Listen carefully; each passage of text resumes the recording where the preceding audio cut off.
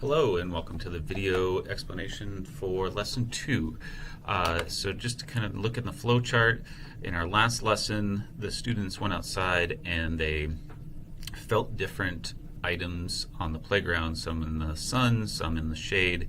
And then today's lesson is going to kind of be this first negotiation, and by the end they're going to create this big idea and potentially develop a question to investigate.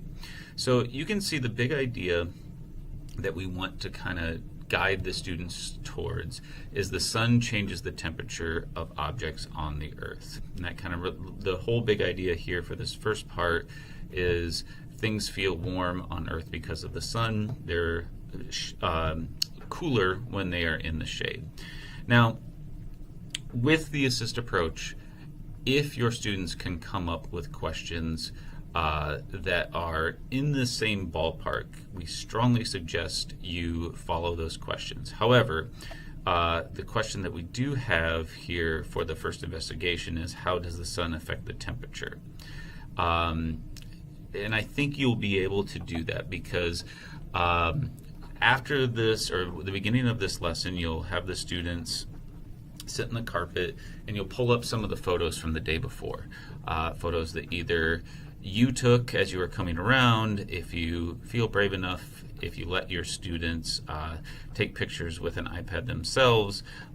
Maybe you took pictures, maybe an aide took pictures of them. I don't know how you did that, but whichever way that you collected pictures, you're going to pull them up on your screen and just have the students share their ideas. They can also have their thinking logs, and they can talk about the pictures that they drew, some of the pictures they drew here on the surface. They can talk about cool and warm. But this whole discussion is not you telling the students if they're right or wrong, not you telling the students that, yes, the sun, you don't really want to tell them, yes, the sun makes it warm. Now, they're probably going to be able to figure that out, but you really don't want to tell them that that is what's happening. You want to say, could we design a test? Some student this student thinks that the reason why some of the objects were warm was because of the sun. Could we test that? So those are kind of some ways that you could sort of guide them to that big idea that has been established, that we have in the unit plans, and some that first question.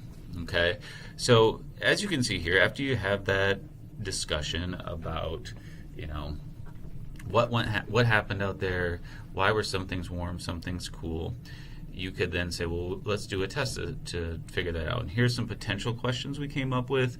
Why are different areas in the playground hotter than others on a sunny day? Why are wood chips cool? Why is whatever hot, the slide or whatever the thing is? And again, you're just going to develop one question, and we have that one listed in the unit plan. But again, you really want to follow your students here and kind of come up with a question. Also, it's totally fine if you have a question that is, if the kids aren't coming up with a specific question that you want, you could say, well, what do you think about this question? What if we put some things in the sun and some things in the shade and see which one was warmer?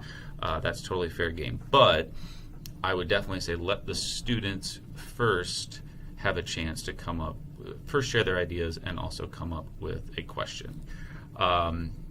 So at the end of this, you're going to, again, the goal here is to develop the big idea, this one here, that the sun changes the temperature of objects on Earth, and come up with a question. And in the next lesson, you will kind of develop the plan for that lesson.